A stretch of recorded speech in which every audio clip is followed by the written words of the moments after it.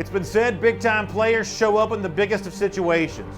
That was true for Julio Jones on Sunday night, whose touchdown on 4th down against the Philadelphia Eagles breathed new life into the Falcons' playoff hopes. We'll talk about it all next on AJC Falcons News Now. This is AJC Falcons News Now, sponsored by Miller Lite. Here are your hosts, Brandon Adams and former Atlanta Falcon Chuck Smith. On NBC or inside Mercedes-Benz Stadium, wherever you happen to be watching this from, this was not a perfectly played game by either side, but a thrilling sporting event to watch. And Atlanta makes the biggest play when it matters, getting the win against the Philadelphia Eagles. Chuck, your reaction having seen this from last night? Well, first thing I reacted to when I was watching the game is toughness. We talked about earlier in the week, I talked about energy.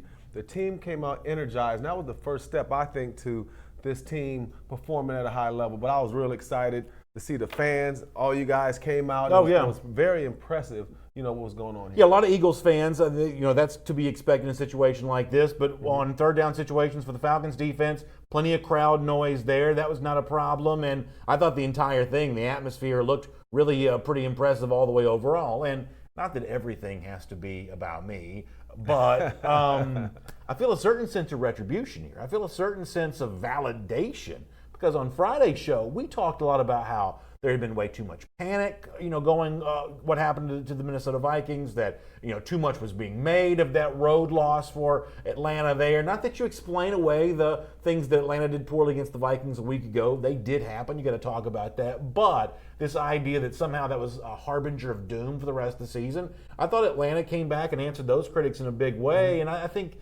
you saw that from the Falcons on Sunday. So to a certain extent, here on AJC Falcons News Now, sponsored by Miller Lite, I kind of think we got this one right. Yeah, and I agree. And this is one of those games that you could have lost, right? And everybody goes back to some of the big losses we ever had. So to me, the Falcons showed a national audience that they got resilience, that they got players, but who cares about what the Eagles side is? Because it's all about wins, and when it's said and done, it doesn't matter. Right. Because the Eagles had an opportunity in the end, but the Falcons did a great job. To me, it's one of those games that, to me, it was a must-win. It wasn't one of those things that kills your season, but it was one of those things that can affect the way, your mentality when going throughout the season. I think the idea of must-win is kind of interesting because on the one hand, I don't think Atlanta was knocked out of the playoffs if they had gone to 0-2 last night. I think this division remains winnable. I think there was still a lot out in front of Atlanta on that. So I don't think must-win in that regard. But it was certainly an opportunity. It's more about the opportunity you gain by winning than what you have taken off the table by losing. I think Atlanta was able to prove something to its home fans last night. I think Atlanta was able to do something in the way of sending a message to the rest of the NFC last night in terms of how it's going to factor in the playoff discussion. Right. Not that it was a perfect game. No one's going to say it is. But I do think there was a bit of a message being sent, both locally and nationally, that Atlanta is going to be a part of this NFC South discussion for the entirety of the year. Maybe a little bit better on the defensive side of the ball in some respects than some folks expected as well last night. And that's a good point. That's where I was going to go with this. The Falcons came out and played defense. Completely annihilated the Philadelphia Eagles run game. But you know what? You're exactly right. The Falcons came out, played tough. Some of the players that didn't play well the week before, Isaiah Oliver, guys like that in the secondary, they came out and played well. And in front of a national audience, especially a Julio Jones, to break that last play took a little bit of the pressure off of Julio because of the big contract. Because remember what everybody saying on Monday, he's getting paid. We need more out of Julio. But I think Julio Jones and I think this Falcons team showed that they're also physical now. This was a good look for the Falcons no matter what happened last night, how they won. Well, you bring up Julio Jones. Let's talk about him before we do. For the folks who may be just tuning in for the first time to see this show, we've been doing this now for a couple of weeks and having a great time doing it. This is the former Atlanta Falcon, Chuck Smith. My name is Brandon Adams. It's AJC Falcons News Now. We do this show every Monday and Friday at 1 p.m. We react to the previous Sunday's game. We look ahead to the future week in the NFL, and we're really glad to have you with us as we do it. It's all sponsored by our friends at Miller Lite. One of the best things you can do for us right now is share this show with your friends on Facebook. Also tell folks on social media or old-fashioned way, in person, face-to-face, Let them know we're talking Falcons here each and every Monday and Friday at 1 p.m. on AJC Falcons News Now, sponsored by Miller Lite. And, of course, Miller Lite, a good reason why they're part of the show. They're the official beer of the Atlanta Falcons. It tastes great. It's just 96 calories. That's the perfect combination for your tailgate party or your watch party, whatever you happen to be doing to watch Falcons football. Miller Lite is an excellent choice on that. All right, you mentioned Julio Jones.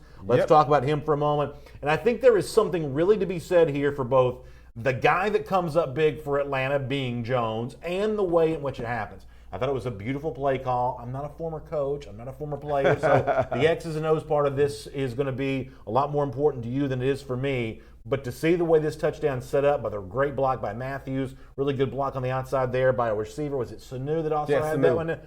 Opening up that opportunity. Also, if you got this game on DVR, you got to go back and rewatch this because Jim Schwartz, who is admittedly a really good defense coordinator for the Eagles, they keep showing him the sideline. He's got this kind of like very dramatic scowl on his face, like a mad scientist calling up. Bad decision scowl. Yeah, a lot of that. But he's dialing up pressure and really making things tough on the Falcons, especially on the right side.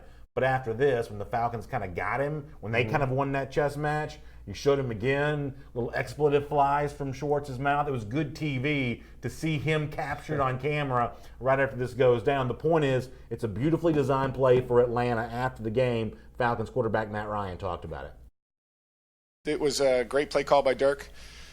We came out, we had a different concept call, but knew if we got the look we were going to get with all-out pressure, we were going to check to what we checked to. And then, Mohamed Sanu and Jake Matthews did a great job of getting the blocks we needed to get that play started. And then Julio in space, the best receiver in the game. It was a great call at the right time, just what we needed. And, for an up and down game, I was proud of the way everybody battled and made the play, when we needed to. What did you see from it? What I saw, number one, here's the first thing you notice. Communication. It starts in the box, right? Yeah. Dirk Koetter makes a great call, the offensive coordinator. He gives Matt two options. So think about where it went. It went from Dan Quinn, let's go for it, right? Then went to Dirk Koetter, let's get it into Matt Ryan. Then went from Matt Ryan to make the adjustment to now what? Send it to Julio and Jake Matthews. So what you see here is an orchestrated system that the Falcons have that we didn't have last year. So you see the reason why they bought Dirk Koetter back because of things like this. Give Q credit. So it was a progression of this, and you getting pressure from Schwartz up the middle. Right. Matt makes the adjustment because with pressure, they had 7 guys on the line. Yeah. And they only had 4 in coverage. So all of a sudden you see the adjustment. They made, they did everything they needed to do. And I like how they were organized and made the decision. It started in the box, then it went all the way down literally to Sanu and Matthews, who did a great job. Well, we talked about this last week, that you've got to make Philadelphia pay for its pressure. In a one-on-one matchup, the Atlanta offensive line, especially, we'll talk more about Caleb McGarry later on the show, but the fact that he goes down with an injury the week after Lindstrom goes down last week, you can't withstand that battle for 60 minutes anyway, especially when you're thin due to a couple of injuries, one sustained even during this game.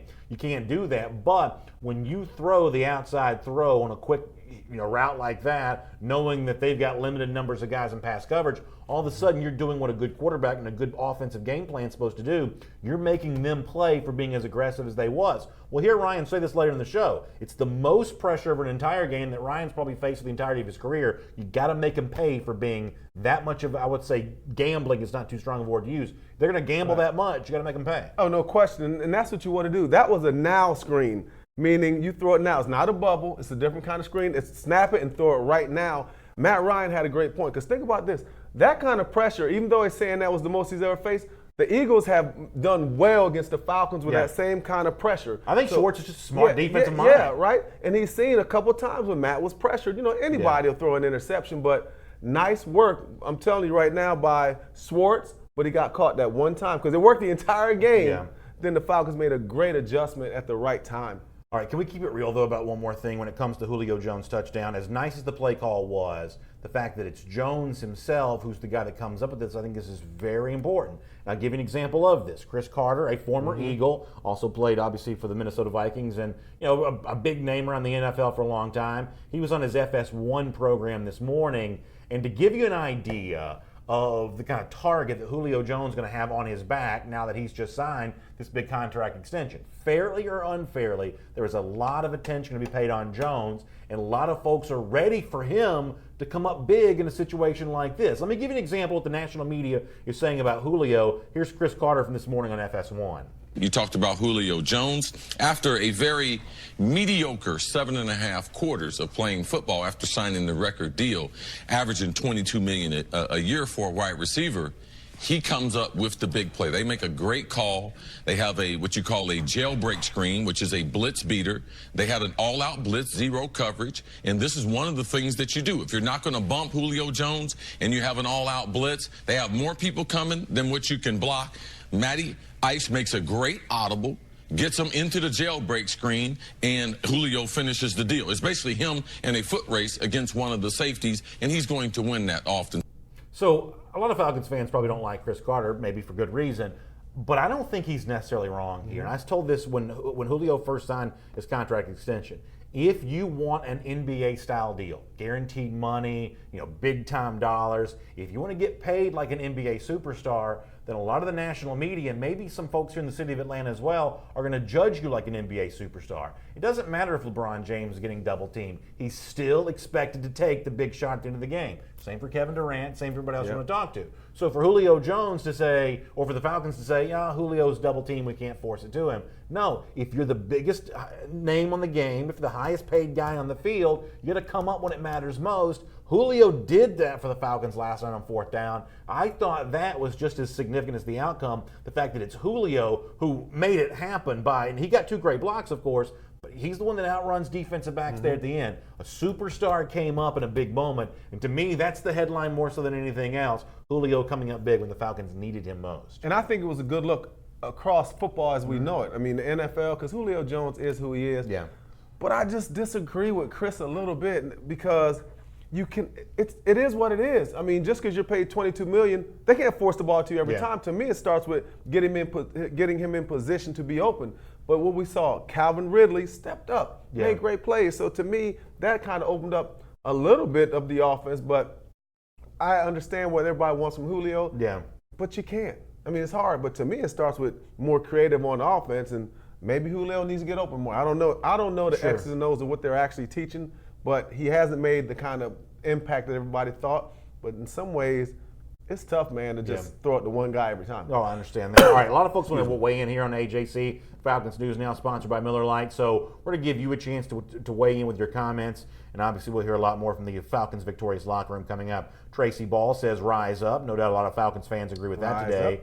Argenis Manaya says, Jake Matthews made the play of the game. If he misses that block, no touchdown. And you really can't say enough about that big guy moving out. made a play too. Yeah, both those guys, those 2 blocks were key for what Julio did. Vic Beasley on 3rd down, another big play. 3rd and 10, another big play. I mean, there's so many big plays that you can go to. And you talked about Isaiah Oliver. I mean, that is the biggest play of the game. Oh, yeah. The saving that 1st down late in the game. Yeah, you know what's crazy about the game, though? There's so many big plays. I mean, I can think back to some of the tempo, some of the things at tempo that early on that Freeman did. The way the running game, they kept a good little tempo going. I mean, you can look at so many things on defense. You can look at a gang of different things. Trufant getting an interception, sitting on his butt. Yeah. Exactly. Yeah, that you don't see that thing play. just fall in your lap like that when you're sitting down very much. That was a big play. So when you think about the Falcons win, this was a team game, and that's why you see guys like Julio and Dan Quinn saying, hey, it's not about one guy. Right. And that is the mentality of the brotherhood. So I understand. So they gave him $22 million. I'm sure Arthur Blank would rather have a win than worry about and plus he's a billionaire. He's got the money to spend. He's good. Michael Rauenhorst says we should see this kind of effort every week rise up. How much of what you saw from Atlanta last night was a response to a lot of the critics and the naysayers and the doubters going back to Minnesota? Was there professional pride on the line for Atlanta last night? Well, it's one of the things that, we talked about last. I said it from the time after this Falcons game. They are pros. And in the NFL, they're going to come out in that first quarter. They're going to come out with their hair on fire. Yeah. Right? You got embarrassed, right? I mean, it was the equivalent of being butt naked walking down Peachtree. That's what happened to them in Minnesota. They got embarrassed. And in the NFL, you always at home going to have that first quarter where you come out and, go at them. Yeah. But we talked about this. Those last 3 quarters, when you start putting together, that's where the game plan comes in. But no, I think the Falcons were embarrassed, and I knew they were going to come out swinging, just a matter of they could hold on in the fight. Mike Dodon says Matt Ryan is good, but he needs to learn how to throw the ball away more often. We're going to win more games. Let's talk about Ryan here for a moment. It's AJC Falcons News Now. It's sponsored by Miller Lite. And by the way, if you like the kind of Falcons talk we're having here on our program, you're going to want to check out the deeper coverage that you get every single day at the AJC. And the way to stay up to date on everything happening with your Atlanta Falcons is with our AJC, proud partners of the Atlanta Falcons, as part of AJC Falcons News Now. In fact, become a subscriber. There are a couple of great choices you have here. Whether you want to get the daily AJC e-paper, you want to get a combination of the AJC e-paper, maybe Sunday delivery, or if you want the paper delivered to your house all 7 days, lots of great subscription deals for you on that. And when you take advantage of the great savings, something else you're going to get, how about this Falcons branded cooler? What a great way to enjoy your watch party or your tailgate, whatever else. The website to go to is subscribe.ajc.com/Falcons News Now. Subscribe.ajc.com/Falcons News Now. The AJC is a proud partner of the Atlanta Falcons and proud to see Atlanta get a big win last night inside Mercedes-Benz Stadium. So Mike Didon wants to talk about Ryan. Let's talk about Ryan for a moment. Another day where Ryan doesn't take good care of the football, at least seemingly. Was it 3 picks again after Falcons also had 3 turnovers a week ago? What do you make of that? Well, I think he's trying to make a play. He's trying to force the ball in. I mean, that's one of the things that you see Matt trying to do, but a lot of it had to do with pressure. But also, think about this. The one time he drifted out of the pocket, made a nice throw with the Julio touchdown, you know, people don't look at those, go back to look at those plays. But to me, Matt Ryan, especially in the red zone, you cannot make those mistakes because the thing about it, the year he won the MVP, won many interceptions. But Matt Ryan, it's important. When you start playing against teams like Philadelphia that can finish, you got to get points in the red zone. I was disappointed in the interceptions. So they were bad interceptions. It's not great looking interceptions, especially the one to Hooper, where it's hard to tell if Ryan got hit that affected the throw. Close. Because if that wasn't a throw affected by being hit, that was not a good looking throw by Ryan. One of the worst interceptions you're going to see him throw. However, let me lay something out and you tell me if this is crazy. I think we know what the Falcons' identity is supposed to be. It's supposed to be throwing the football to Calvin Ridley, who we'll certainly talk about before we're done here today. It's supposed to be getting the ball to Julio Jones. That does mean being aggressive. I mean, I'm okay with an aggressive game plan, trying to take deep shots. You know, Ryan threw to Ridley in double coverage a couple times. He had 2 of them, but early on you saw this, B.A. The throws are overthrown, and should have been. I mean, that's like pitch and catch you do in practice all the time. I don't disagree with that. So Matt, he came back and got the one to Ridley. But he had a couple of them he would like to get back that should have been touchdowns. Justin Ball also talking about these Matt Ryan interceptions in our Facebook comment section. Here's what I'm going to tell you. I think that I'm going to be willing to trade off the interception if I'm the Falcons for those shots taken deep down the field. Because, listen, as good as you feel about some of the things that Ito did last night, and Devontae gave you a little bit at the beginning of the game, that's not your identity. And for the entirety of a season, I don't think you can expect to get what you got last night. That's not your identity either. Ryan throwing to these receivers is your identity. I think you got to let him take some chances there in that regard. Well, you got to take some chances, but to me, they have to establish the run because that's the physicality. Last night, I think you saw the Falcons' offensive line. They got after a little more on the run. You know what I mean? They were. But this is not a physical team. Well, they played physical last night, but it's not a physical team. No, it's not a physical team. But what I'm saying is you have to still run because think of what it did to the Eagles. The Eagles, under 50 yards or something like that, one-dimensional. So we can never, and what happened to the Falcons against Minnesota? One-dimensional. I don't want them to be one-dimensional. I understand what you're saying. Fair enough. I understand. We can't be a run-and-shoot team. How about what Dan Quinn says about the Matt Ryan interceptions? He acknowledges they are what they are, but doesn't expect it to necessarily continue. Here is what Dan Quinn had to say about that. I'm not concerned because I don't think that's going to be the norm. It hasn't been his history. It's definitely, obviously not what we want or he wants, but not from a concern standpoint. It was something we just talked about earlier because we want him to be aggressive with the people that we have, but when are those moments where, hey, this is a throwaway, this is one. So we'll certainly look at that tomorrow, but not a concern spot for me. I have a sense this is not going to be the case with him. It hasn't been before, and I don't think it'll be, moving forward. But the numbers are where they're at for 2 games. So he says the numbers are where they're at for 2 games, but doesn't expect it to continue. But let me ask you this: if we lose that game, what is the narrative? Think about you got 3 interceptions. They become so now we're what? We're dealing with they were okay. Sure. Ryan's taking a bunch of heat today because the same way we talked about Julio's your superstar, he's got to come up big. Ryan is also kind of in that same superstar category. You better believe we'd be loaded up with commenters right now. And maybe with good reason. All I'm going to tell you is when you're facing that kind of pressure, I do think going for the home run ball, being willing to throw it into a tight window, because there's a lot of quarterbacks around this league that are not even willing to take that shot into a tight window. Ryan is. He trusts his receivers. I think he trusts his own accuracy. I guess I'm kind of okay with the trade-off. It can't be 3 picks every week, but it's a trend. My thing is this. We won this game, but is it a trend Yeah. game? So I'm worried about it being somewhat of a trend because you got pressure inside. Now, the Eagles didn't get him down often, but they definitely had lots of pressure on him. You know what I'm saying? Yeah. But I don't like the fact that how's the best way to say this, man? You just don't see Drew Brees doing. Yeah. I mean, and I don't like to make comparisons, but I will. You just don't see those kind of quarterbacks making those, especially in the red zone. I can't even remember the last time I seen Drew Brees take that shot. Okay. So for Matt Ryan to he's elite, but to stay in that upper elite like Tom Brady, I've never seen that. I can't think of a time I seen Tom Brady shot put and get the interception. It's just I'm calling it like it is. Well, I won't deny a couple of those throws did not look great. How about Ryan's own perspective on the interceptions that were thrown? Here's what he said last night after the game. This was the type of game where it's probably the most all-out pressure I've seen in my entire career, consistently throughout the course of the game. And so when you're going against that, there's going to be feast and famine. There's going to be some really good stuff for us, and then there's going to be some stuff that, doesn't go our way.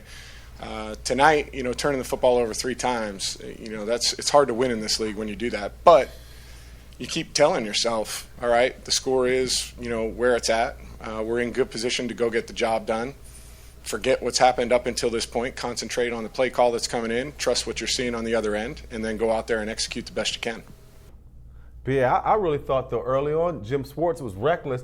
I'm surprised more big plays didn't happen because he was doing that almost every time, dialing up pressure. So I was actually surprised really the Falcons didn't have more big plays. But those shots that you talked about were good because they were, when he was sitting in blitzes. But, I mean, it was a good game plan. But I thought the Falcons would have had maybe a few more because he kept blitzing the whole game. Well, and Moran used the phrase feast and famine there. You would like for the feast to have been a little bit more substantial than they were. Obviously, there were a couple of famine moments. We throw the interception.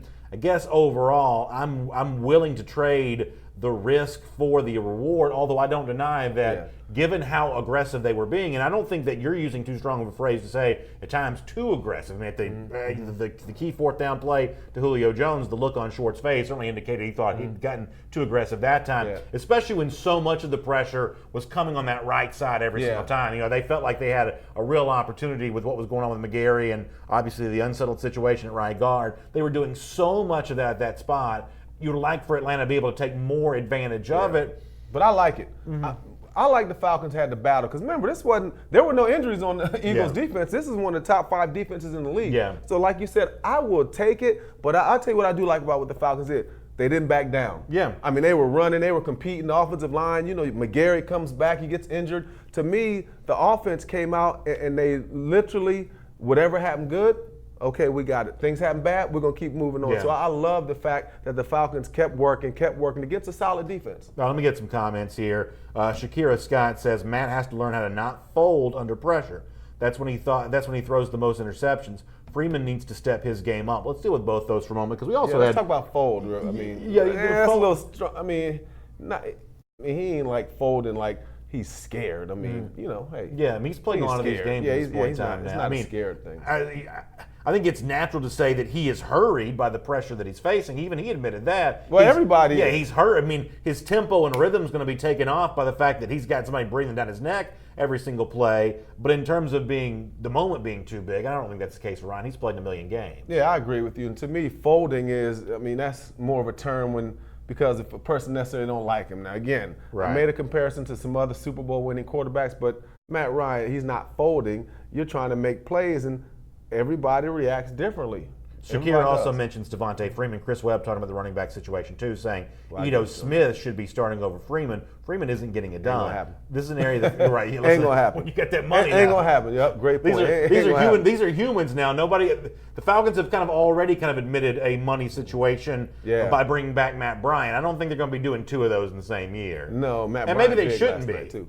How about you spoke of Matt Bryant? How about the Matt Bryant doing kickoffs? Yeah, Bosher had that thigh thing going on. Yeah. Because a couple times he had to punt. The one poor time with Bosher punted, and when there was a delayed game or false start or whatever, Yeah. I mean, he had to punt it again, and he was visibly wincing. He was dealing with a groin or a thigh thing or whatever. So at least that's what the TV broadcast said. Kind of a mess. I like what I see from Ito. I understand where the Falcons fans are coming from when they talk about Devontae Freeman. I thought Freeman brought a couple moments in the early going of the game, first half part of the game. But right now, I mean, certainly there seems to be a spark that Ito provides that Freeman's not necessarily providing. I don't disagree with the Falcons fans who were saying that. No, I agree. Ito Smith, I mean, he's doing a good job. I like the last name, pretty good. There name, you go, right? yeah. But Smith's got to stick together. Smith's got to stick together. But he does bring a change of pace. He looks quicker. He looks more energized. But, again, Freeman has just come back, and I don't want to make excuses for him, but I'm going to make excuses for him.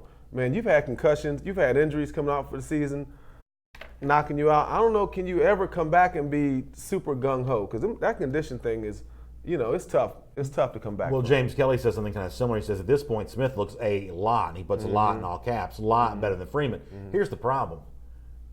These running backs getting these big contracts, it's hard to do that now. I mean, because we just got enough of a track record now where you see that, listen, a lot of my favorite players of all time are running backs. I'll just call it like it is. But when it comes to the way that the salary cap works in the league now, these teams that remain flexible with their running back money, that pays off in the long run. I hate it, but it does. I ain't paying no run. I'm telling you, if I'm drafting, I'm a GM, I am not drafting a guy unless you're Saquon Barkley or somebody like that. I'm waiting the third round. Because look at Phillip Lindsay out there in Denver. Look at some of the guys. I mean, even Devontae Freeman. Look where we got him at. But I'm not paying you primetime money. I'm going out and get me another guy. I'm going to keep recycling third, second round maybe, but fourth round, fifth round. I mean, again, I like Freeman, but there's no question there are some issues right now with his running style, but I hope he gets it back. Mark Barron says this game should not have been as close as it was. Matt, forcing the ball too much. We never should have given up 3 points before the half. I don't know I'm going to say the game shouldn't have been as close as it was. I mean, listen, I thought you saw some things working for Philadelphia. You saw some things working for Atlanta. This wasn't a perfect game on either side. I mean, if anything, Philadelphia has a ton of injuries. Aguilar has the ball go right through his hands there at the end. He's got to go back he went back to Philly last night. Can you imagine what it's like for him in Philly? I didn't even look. I need to look at what the Philadelphia Inquirer. Oh yeah, there's no doubt. Yeah, sports radio in Philadelphia, streaming video shows up there in Philadelphia today. Going to be kind of rough on him for that. But I guess my point is, I understand where Mark's coming from, but I'm not going to say that Falcons fans have much of a leg to stand on to say our team should have gotten an easy win against Philadelphia. That's not the kind of game I saw. I didn't see that either, but I saw at the end of the game, this Philadelphia team came back. Aguilar drops a pass. So when you look at what happened to Philadelphia, there are some benefits to guys on offense being out. So it wasn't exactly one of those games we can run away with because, again, when Aguilar drops that pass, I'm at home, I'm watching, I'm like, oh! Yeah. I mean, I'm literally like, is this that was bad. And it just shocked me that he dropped the pass, but I'll sit at home like, all right, it's on our side. Well, the one thing you do like about Wentz a little bit is when Atlanta brings pressure to him, he does have that little bit of extra mobility that gives him a chance to get a play off. And he took a big shot early in this game to the point where I was like, I wonder what kind of situation he's going to be. Big shot to the ribs. Deion to the ribs, yeah. Big shot to the ribs. But he has just enough mobility that he can keep a play alive a little longer. A couple moments where he was able to hold on to it the last minute and, get a completion. He just has that little bit extra use with his legs, which you kind of like. He's got some juice. I gained a lot of respect for Carson Wentz last night. His pocket presence, and he was taking some risks. Now he was taking some calculated risks because he didn't look. So what happened was his receivers he had were different guys. They weren't on the same page. So what he did, he had to buy time. So there were a few times he would step up in the pocket and just fight his way to get through when the Falcons were all over him. They should have about 5-6 sacks, but that's another story. He was doing that to buy time. You know what I'm saying? And he would find the players. But that play he made, who was that grabbing? Was it Adrian? Vic. Yeah. When Vic had him and he just gets it off. What was that? It was third down. Fourth down? But it was just a great play nonetheless. Now, Vic got himself a sack last night. I like it. And we're going to talk about the defensive line. You better believe we're going to let Nine Other Rhino talk about defensive line before we're done here today. It's AJC Falcons News Now. It's sponsored by Miller Lite. That is Chuck Smith, the former Atlanta Falcon. My name is Brandon Adams. Thanks so much for being with us, and huge thanks for Miller Lite making this all possible. The original light beer, it tastes great. It's just 96 calories, and the official beer of the Atlanta Falcons. So make sure you check out Miller Lite. when you're getting ready for a tailgate party or a watch party, you're getting together, talk some football with friends. Miller Lite's always a great decision when it comes to that. Let's turn our attention back to the offensive line for a moment because you'll talk about just rotten luck. Atlanta, who dealt with the Lindstrom injury last week, has McGarry leave this game with an injury on Sunday, and yet McGarry also finds his way and fights his way back onto the field. It's a pretty impressive level of toughness, I would say, from your rookie over there at the right tackle spot. After the game, Falcons quarterback Matt Ryan talked about what he thought of McGarry getting back in the fold and the offensive line overall. Here's Matt Ryan again. I mean, his toughness is impressive. For a young guy to have that mindset to come back, I got tossed into him pretty hard too. And I heard him when I hit him. I was like, oh man, this isn't good. And for him to have the mindset to come back and play the way he did at the end of the game for us was huge. I thought they did a good job. I mean, they had more numbers than we had in protection most of the night when they were sending pressures. And it's going to go well for us if we get the ball out and we hit it the way we're supposed to, or it's going to go well for them. I mean, there's no in between when they pressure like that. And so I thought we did a nice job of just keeping the mindset of on to the next play, regardless if there were some plays that happened that didn't go our way. So I think that's a really interesting thing. Kind of a couple different things from Ryan. First of all, there at the end, he's right. It's kind of a zero-sum game. It's either going to be a big win for the defense because they're bringing so much pressure, or a big win for Atlanta because they ought to have advantageous matchups in the pass coverage, although admittedly Atlanta threw into double coverage a few times. But theoretically, it ought to be kind of a mismatch if you can block up that coverage. But overall, McGarry right now, to me, through 2 games, toughness last night, the overall level of play week 1, this looks like a draft pick Atlanta's hit on. Now, the Lindstrom thing, when you get a chance to see more of him, you'll have a chance to make that evaluation. But I know there was some controversy around McGarry when the pick was first made. Atlanta obviously had a lot of choices with what it could have gone with in the first round. The McGarry pick right now looks like a winner and a guy that I think could become pretty popular with Falcons fans. I think he became popular with the Falcons fans because the first thing I think of when I read his statement is toughness. And I had a chance to watch this kid at the Senior Bowl. Yeah. He is massive, and he has the mentality. He's trying to basically break you. And you know what I like about this? I got a funny feeling as time goes on. Might not be this year. He's a leader type of guy. Okay, good. I got that feeling. You know what I'm saying? And I watched this. The tackles did pretty good. Even when Sombrero came in, I thought they held their own against Graham and Derek Barnett. Inside, I mean, they were coming. But so what I saw also early on, they tried to rush 4.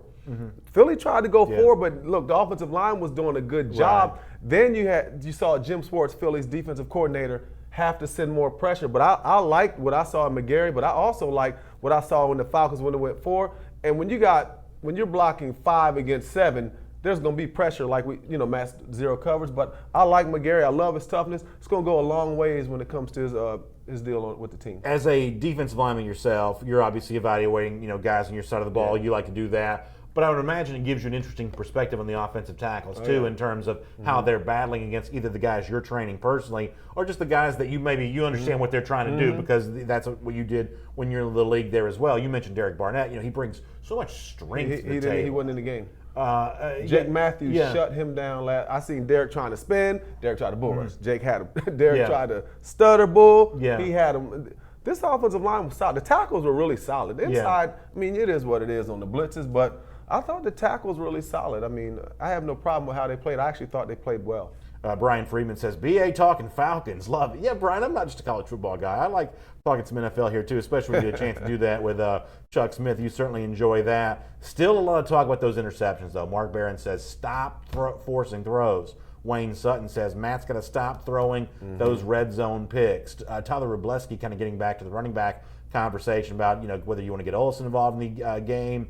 He says that the Ito Hill Olsen trio would be better than the free Ito. Boy, Devontae Freeman getting a lot of criticism in our comment section today. Yeah, but again, we talk about the offensive line, some of their deficiencies. This isn't a road grader type of offensive line. This isn't the big hippos, coming attacking. I mean, this guy, we talked about what?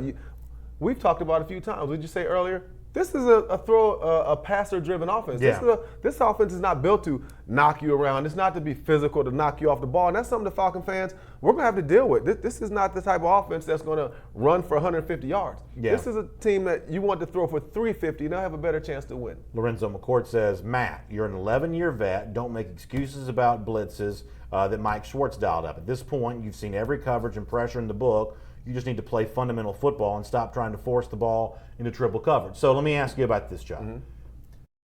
Is there something Ryan could have done differently than what he did last night? Because I will say that from my perspective, I said this going into the game, is that, you're not going to be able to withstand that Philadelphia pressure all night long. It's just a matter of getting rid of it quicker than Philadelphia can get to you.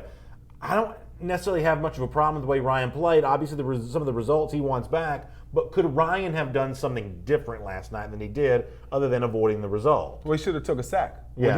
When he didn't have the right route on the goal line, particularly in the red zone, he could have took a sack. And you know what? This is a statement that they say in the locker room: live to fight again. Yeah. Don't give them points. At least take 3.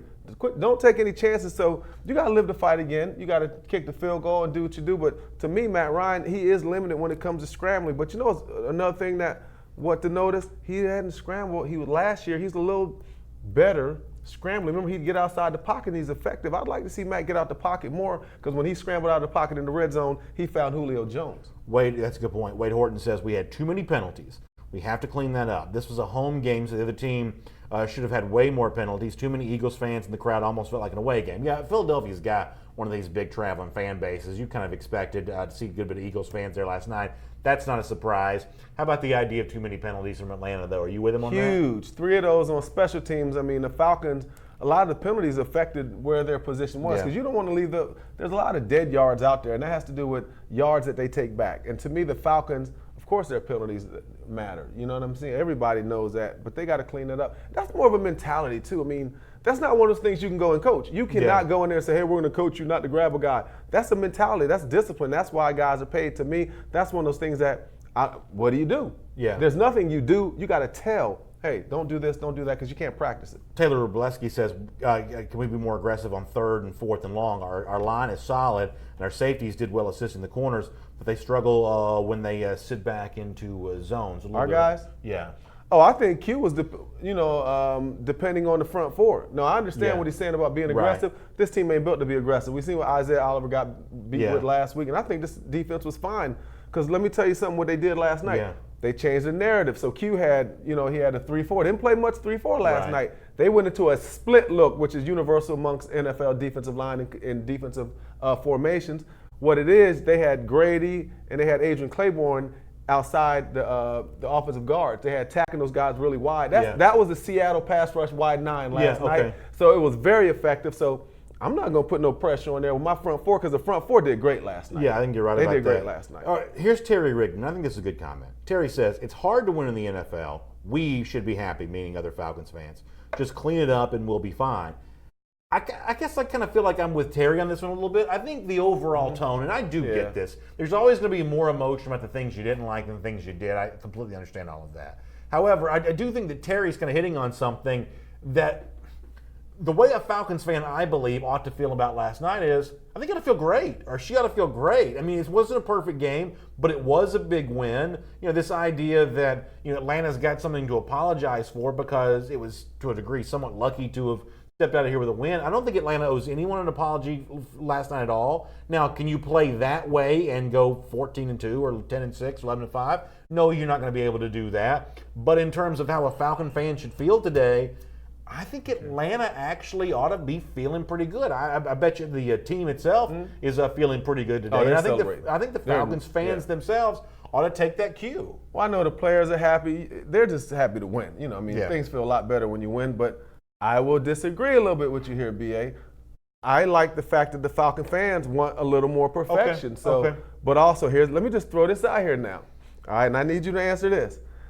When Georgia played the first game this year with Georgia fans, they were happy with the win, but what were they saying? They don't complain about this, that, and the other now. There's no getting around that. Yeah. So same thing with all the other college, NFL teams. But I like the fact that the Falcons fans, they expect more from Matt Ryan. They expect more from Freeman. You understand what I'm saying? I want them to have the Georgia mentality. What are Georgia, 3-0, something like right now? Yeah. Hopefully we'll be 2-1 next week. But I just throw it, all you Georgia fans out there, if you mad, I mean, what I'm saying, if you're mad at the Falcons, okay, what about your other teams? Same thing. All right, it's AJC Falcons News Now. That's Chuck Smith, the former Atlanta Falcon, and as he says, former Tennessee Vol. My name is Brandon Adams. Thanks for being with us. And you want deeper Falcons coverage? You want to be reading the AJC every day. Really good column from Michael Cunningham post-game last night. Really interesting column from Mark Bradley there as well. Of course, our buddy D. Orlando Ledbetter staying on the scene. Everything going on in Flowery Branch. Get it all. And the best way to make sure that you do get it all is become an AJC subscriber. Whether you want the daily AJC e-paper, you want home delivery on Sundays, you want home delivery 7 days a week, all kinds of combinations you can take advantage of. The website, you can see it on your screen, subscribe.ajc.com/Falcons News Now. Subscribe.ajc.com/Falcons News Now. Now, the reason why you want to make sure you do the Falcons News Now part of this is when you get in there and get involved and take advantage of all those great subscription choices that are available to you, as a special thank you for doing what you do, how about this Atlanta Falcons branded cooler? You know, the AJC is a proud partner of the Atlanta Falcons, and one of the ways we show that is with this AJC branded cooler. Can we show folks the subscription options that are available to them? Lots of different ways for you to kind of get out there and be involved. Take a look at that. Whether it's the daily AJC e-paper, you want the Sunday print, you want 7-day print. Great savings on all of that. You can cancel anytime, and you get the Atlanta Falcons cooler as a special gift. This is sort of like back in the old day when you got the sneaker phone. Our version of the sneaker phone is the Falcons cooler. So make sure you check that out. Subscribe.ajc.com/Falcons News Now. Now, let me for a moment talk about a non-Falcon story that I think has major Falcons implications, and it's another reason why Atlanta, I think, Falcons fans should feel okay about where their team is right now. Drew Brees, and we don't root for injuries, no fan does. Drew Brees does leave. When you're a player, you do. Okay. I'm being serious. You won't say it publicly, but the second guy, Teddy Bridgewater, ain't number one. I'm just giving our viewers the truth in the locker room. I understand where you're coming from. You're like, oh man, cool. Yeah, I just go against that cat. I understand where you're coming from. So Bridgewater is the guy for the Saints now. He is out. I think the word coming out of New Orleans is that Brees is going to miss at least 6 weeks and try to come back after that. But you saw him, if some of you got a chance to see the Rams and the Saints yesterday, having to grip that football, really not able to do that. The body language coming off this certainly didn't sound too good. Cam Newton, something's wrong with him. He's not what he used to be. I mean, I saw that on Thursday night. That game was awful. Newton shaking up. The Bucs are terrible. You got a real open door in this NFC South right now. The Brees injury, I think, does make the Saints obviously a good bit more vulnerable. I think Carolina's already vulnerable. I think Tampa is what it is. One player, Christian McCaffrey. That's all. I mean, literally, it's become a one-player offense. Yeah, I mean, Olsen, the tight end, who's like 50 years old now. He's still got some respect for him. But this Brees injury, I think, is a real game changer for the NFC South. Major news out of New Orleans. I just said it a second ago.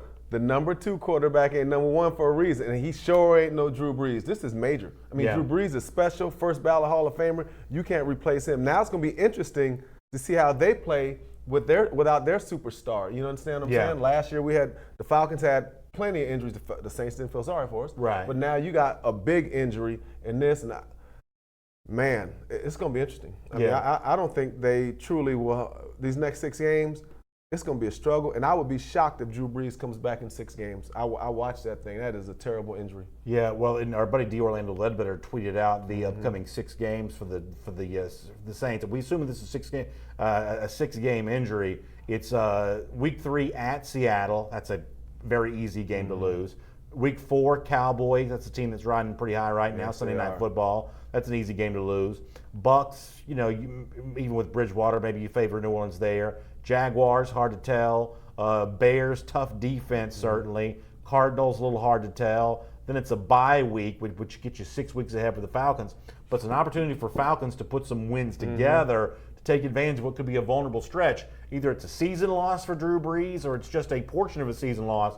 But Atlanta's he can't be the same, though. I mean, he cannot be the same. Yeah. So you got a competitive advantage right now over the Saints because even when Drew Brees comes back, he's not going to be the same. Yeah. And if anyone thinks otherwise, they're kidding themselves. The Falcons got a huge advantage in the leg up because this guy is going to be hurt. Now I'm trying to tap him out. Send him, Q. Go get him. Thomas Biggie Taylor says in our Facebook comment section, the Brees injury gives us a chance to take the division. I think that's true.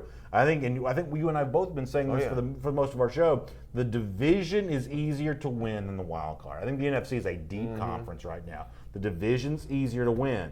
Brees' injury now makes it even easier to win. Not a cakewalk, because you're still talking about Kamara, you're still talking about Michael Thomas, you're still talking about some offensive weapons for New Orleans. But it's an easier division with Brees' injury. I think Carolina is a very shaky team right now. As Thomas says in our Facebook comment section, it just got easier because of the Brees injury. Yeah, I agree. But also now, more pressure on who? The Falcons. Yeah. You're going to be playing teams clearly you should be favored over. I mean, you talked about Brees. You talked about Cam. I mean, look at all these teams. This is not the best conference like we've said, division like we've said over the last few years. Oh, yeah, listen. It's not. I'm going to say this right now on behalf of not. Falcons fans. Yeah. There's not a Falcon fan anywhere who's going to look at the remainder of this season. If Brees is out for New Orleans, if Cam Newton's kind of, whatever his career's kind of turned into, if you can't find a way to get this division done with this situation facing you, it's going to be tough to explain that one away. It's going to be a lot. It's going to be really tough. Also, one more point on this, and then we're going to move on because some people want to talk about the Falcons' defense.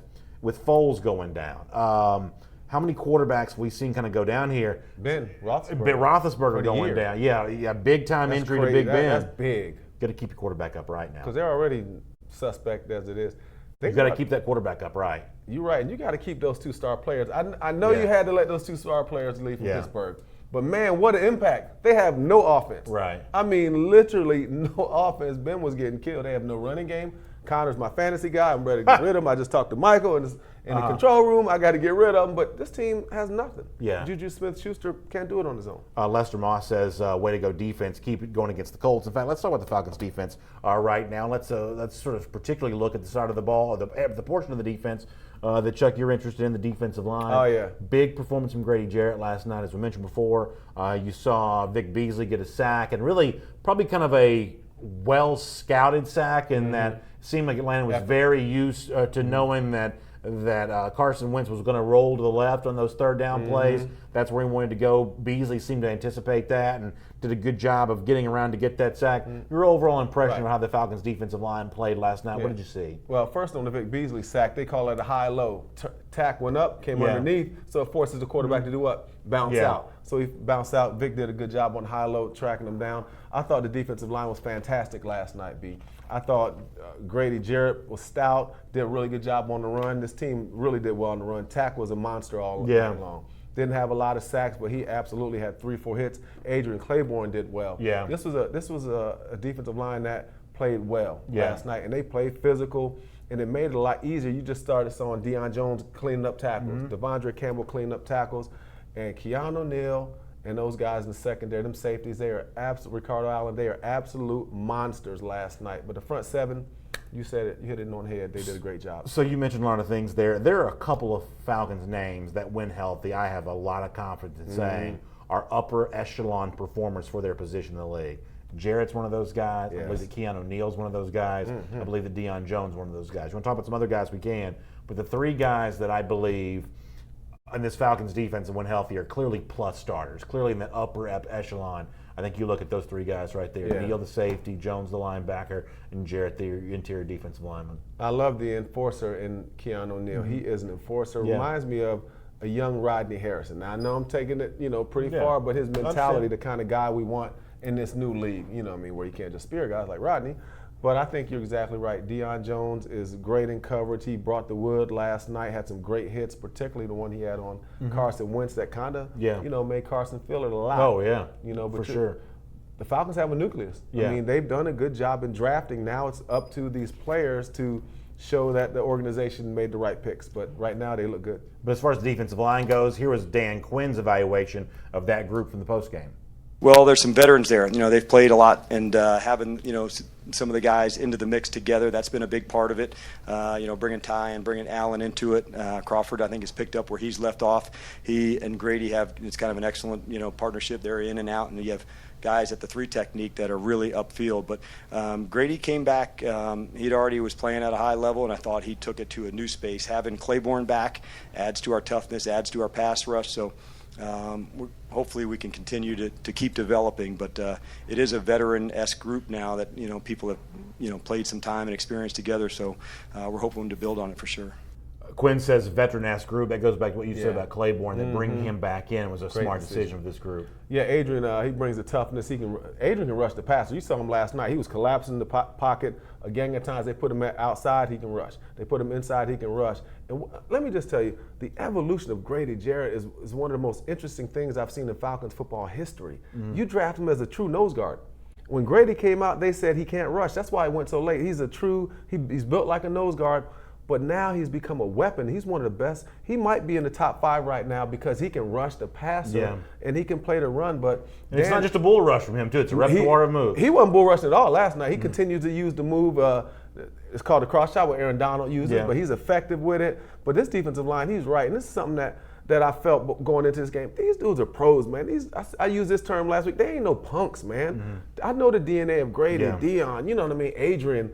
So if you beat them, it's not going to be because they tap out. You might outwork them like Minnesota did, but they didn't tap out. They didn't quit. Let me get a couple comments here. Susan Yee says, kudos to Jake Matthews for that nasty tackle to help Julio for the winning touchdown. That was great. Very impressive block. Susan, you're right about that. Donnie Spooner says, winning the division is great and all, but way less fulfilling with the Breeze injury. Listen, I'm going to tell you right now, I think for a lot of Falcons fans, it's going to be just fine no matter how it comes by. I agree. I mean, the Falcons and this is your hated rival. You know what I mean? And they're not going. There's no one's going to come out and say, we're thankful that Drew got hurt. But I can tell you this: Falcon fans could care less. I'm just telling you, I could care less. I'm a Falcon fan, and I'm sure some of them are celebrating because it's not like it's a career-ending injury. Because me personally, I'm in the business, guy. I don't care if guys get hurt. That's okay. I'm glad Drew got hurt. But I don't want him injured for the rest of his career. There's a difference. So it's okay for your enemy to get hurt, and it helps you down the line. Brian Rogers says that he thinks the Falcons need a younger backup quarterback. Obviously, Matt Schaub, kind of a veteran there in that role. I mean, I think for Atlanta, what it really wants more than anything else is not to have to think much about its backup quarterback. Because for most of these teams, get themselves in that situation for the entirety of the season. Now, Bridgewater's a little bit different because they've kind of invested something in him. But for the most part, no team in the NFL wants to get stuck playing its backup quarterback. Not everybody's got a Gardner Minshew waiting in the wings that you just kind of happen to find out about, or somebody else that you've kind of, invested more in. Most of these teams don't want to see their backup quarterback. No, they don't, and it's unfortunate. And the Falcons, Schaub's not bad, though. Again, he's not Matt Ryan. Number 2 is not number 1 for a reason. Right. But as it relates to this team in New Orleans with Drew Brees, man, Teddy Bridgewater's bounced around. He's not a starter for a reason. You understand what I'm saying? I'd rather have Teddy, playing against Teddy instead of Brees, but no one ever wants to see their backup unless you got Foles and you win a championship. That's exactly right. That's a little different. Chuck Smith, former Falcon. My name is Brandon Adams. It's AJC Falcons News Now. It's sponsored by Miller Lite. Now, something that Chuck does for us every show. Oh, yeah. Thus far, he's done a great job of. This is a really cool thing. He's going to show us this a little bit later on in the show. You're going to love the backstory behind this. Another great artifact from the career of Chuck Smith. We'll show that off here before we're done. By the way, thanks for Miller Lite making all this possible. The official beer of the Atlanta Falcons. It tastes great. It's just 96 calories, and it's a great choice for whatever you're doing to watch football this upcoming weekend, or a little Monday Night Football tonight. Don't forget about that. Jets and Browns rematch of the first Monday Night Football game. Oh, yeah. It's actually not a bad football game. I like this game. Yeah, I don't mind this game. I like this game. I like the Browns. I still like where the Browns just are coming from. Just don't get too close to Sam Darnold. Come up with a mono. You don't want that. I mean, I like the Browns. I like where the Jets are. Two organizations that are trying to grow. Let's talk about one of the bright spots for Atlanta last night, the continued emergence of Calvin Ridley, who I believe is certainly setting himself up to be the number 1 receiver once Julio Jones' career is done. I think Ridley just slides over in that spot, and he's already among the most dynamic weapons in the league there when it comes to hauling in catches. Big night for him last night. Matt Ryan certainly had some complimentary things to say after the game. Here is what Ryan said about the former Crimson Tide receiver, Calvin Ridley. He's so much further along than he was, when we played those guys last year. He's dynamic, and he's a guy now that you have to give opportunities to down the field. You have to continue to take chances to him because he's going to make plays. He's got incredible speed. He's just so much more comfortable. I think, his comfort level within the offense and understanding, what we're asking him to do. He's not overthinking things now. He's just hears, he reacts, he lines up, and he goes and plays. And when guys are out there and there's a freedom of mind, their skills show up. And I think that's the case with him right now. He's playing really free, and he's playing great for us. So he says, you got to try to get the ball to him. It's one of those instances where when it's Ridley that you're throwing to, I kind of don't mind the double coverage throws as much. And I know not every Falcons fan agrees with that, completely understand that. But if that's the guy you're trying to force the ball to, at least you're forcing the ball to a proven playmaker.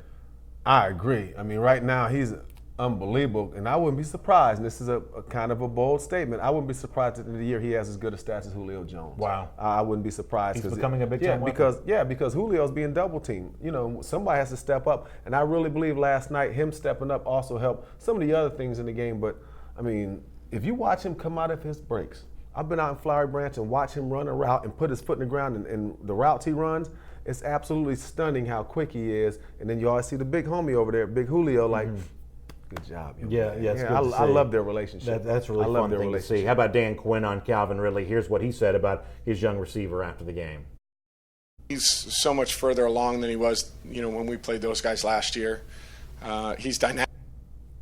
He had such a good week of practice, and you know what usually follows that. He was just, really for 2 weeks now he has, and he was just, feeling it ready in a good groove, and he's an aggressive player. And when he gets his shots and his moments, he can nail those. I know he missed one deep one. He was so, pissed, when he came onto the sideline.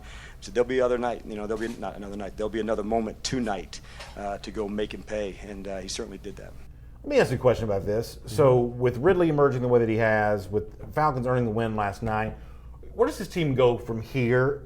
I mean, did Atlanta learn something about itself last night? Is there much the same way we said, hey, they were motivated last night because of not looking good in week one? Is there confidence gain for Indianapolis now in week three based on what happened last night? What did Atlanta learn about itself last night? See, and that's one of the things I'm glad you asked. I don't think Atlanta learned nothing about themselves. I think they know they're a team that needs to be doing what they did. Okay. You know what I mean? What should we say if I'm Atlanta? Oh, we learned that we can play hard. Oh, we learned that we can win in the end. Oh, we learned. You understand what I'm saying? Yeah. So they just need to keep chugging along. This is one of the things, and I kind of heard some of the players say, hey, this is about resiliency. Yeah. Y'all always been resilient. Right. This is about get it together, keep doing what you're doing, and let's do it better. They've proven that they can win, they can do, I mean. Yeah, sure. So, I look at that a little bit differently. They're veterans. Like Q said, we're a veteran team. Right. What are we going to learn about Grady? Yeah, that's a good point. After the game was over, Matt Ryan was asked about how this win maybe impacts the Falcons' collective psyche overall. One more from Ryan on that topic. Here's what he had to say. Well, I think it's important when you go through these tough battles against good teams, and it doesn't all go your way. I mean, there's ups and downs, and you find a way to kind of battle through that and get the job done. Those are the things that good teams do, and you find ways to get it done when it's not perfect. I think that's really good for the psyche of our team, and that's going to help us in critical situations as we move forward. The more you do it, the more you're successful doing it, the more confident you're going to be when you're in those situations. I think it's interesting from Ryan. Brian Rogers in our Facebook comment section says they're finding themselves, and a year after you were decimated by injuries and kind of took you out of the playoff situation.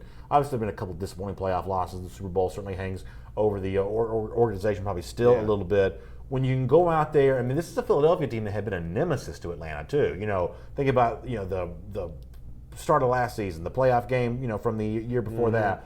To go out and vanquish what had been one of your arch nemesis.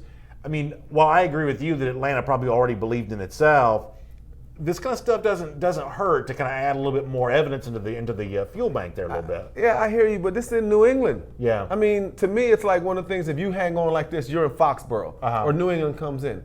I just think that the Falcons, from that standpoint, that resiliency thing, I just look at it as a player, and now from the different side, you are who you are. You're a Super Bowl contending team. I mean, what haven't you seen? You know what I mean? That might help some of the young guys, but I understand what they're saying. I do understand, but I'm just from the thought process that y'all done been there. I mean, we've been there.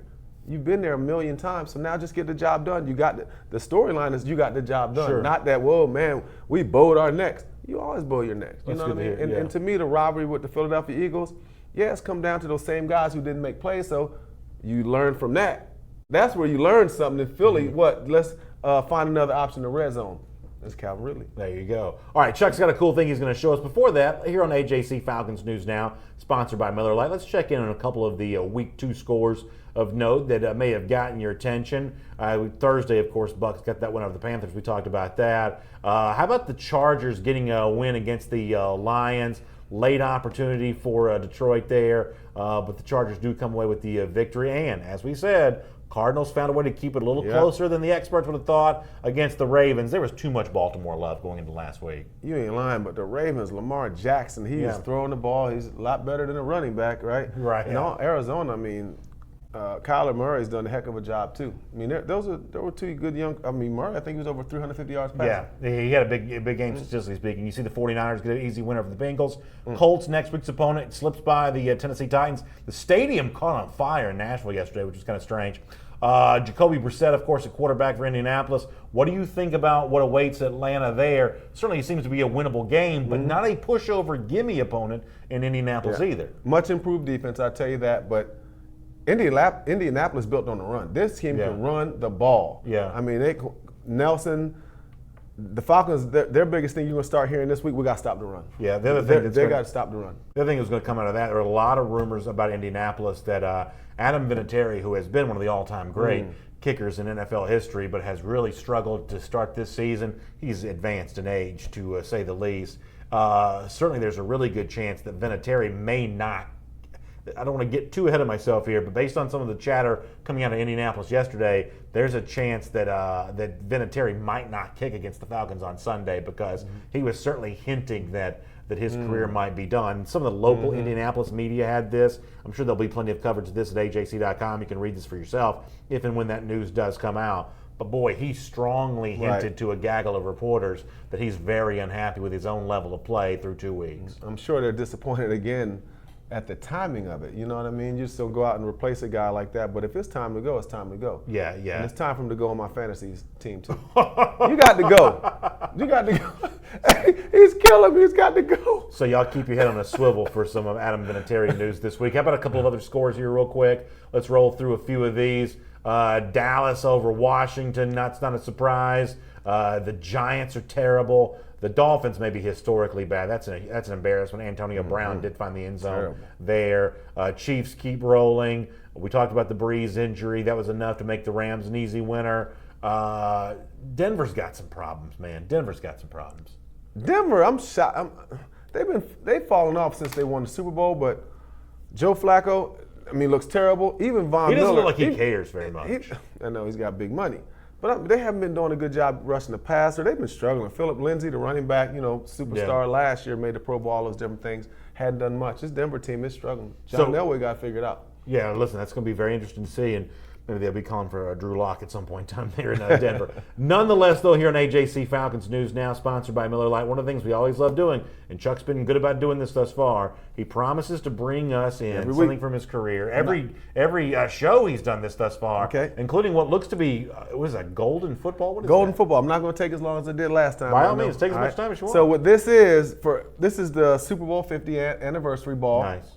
So every player that ever played in the Super Bowl was presented one of these. How about that? So we played in Super Bowl 33, and it's Commissioner Roger Goodell on here on the 50th. Although Tagliabue was commissioner when you played in the Super Bowl, though, right? Yep, exactly. So Roger Goodell, exactly. Yep. So it has your high school on it and just says you're a part of Super Bowl history. And this is when I got this was like, wow, it's a blessing. When I was in the Super Bowl, I appreciate stuff a lot more now. Is that right? I was going to ask you about that. So when you look back on it, because I told you the first time we did the show, the best win in Falcons history is still the '98 NFC Championship game. Y'all beating Minnesota as a 15-1 team, which earned you right to be in the Super Bowl. And obviously, Denver wins the game, and people know the backstory. We don't have to rehash all that now. But playing in the Super Bowl is among the more significant accomplishments an athlete can have. So what does it mean to you to know that you were on the biggest stage in the sport? It means that I made it. Yeah. It means that I made it because I grew up watching the Super Bowl. I remember watching Terry Bradshaw in 1978, the Steelers, against, I think it was the Rams, 79, somewhere in there. And it was just a dream. And it just, when I was in it, was surreal. You got Cher right here. You got all these entertainers. But it was a special moment. I guess during my career, I had to kind of put all this stuff in like a giant, container. Yeah. And then as I got older, one day I started realizing my kids, they had no idea that hardly I ever played football because I didn't have a lot of stuff out. Yeah. So, but it's just unbelievable feeling, really, that I played in the NFL because I'm so far removed mentally because I'm a dad. Right. I'm a trainer. I'm around football, but I look at myself as a player. But it's just awesome sometimes to be able to sure. reminisce. And I'll go back and look at videos and be like, oh, was that big? Man, I did that. Yeah. You know, so I'm such a dad in that lifestyle, you know, the Right. family man situation. So I'm glad to know that you're taking time to appreciate that kind of stuff, because for so many of us, they were obviously very happy memories. And we appreciate you being a part of AJC Falcons News Now. Hopefully we create some happy memories for you too, and enough that you'll come back and join us again this Friday at 1 p.m. Now, in between now and then, we'd love to have you help us out. Share this show with your friends on Facebook, or just tell Falcons fans you know, if you're on message boards, things like that, let them know we're talking about the Falcons every Monday and Friday at 1 p.m. We'll get you ready for the Colts this upcoming week. Can't wait to do that. It's going to be a ton of fun. Huge thanks to Miller Lite for making it all possible. By the way, one more time before we let you go. Also, you can get one of these Atlanta Falcons AJC coolers by becoming a subscriber to the AJC. You know, the AJC proud partners of the Atlanta Falcons. We have these coolers to show for that, and it's our special gift to you when you become a subscriber. Go to subscribe.ajc.com/Falcons News Now. Take advantage of the daily e-paper, the home delivery, lots of different choices for you. All of them come up with an opportunity to get this Atlanta Falcons cooler, so check that out. Huge thanks to Miller Lite for making it possible. We'll see you back here 1 p.m. on Friday once again for AJC Falcons News Now. You have a great week, everybody.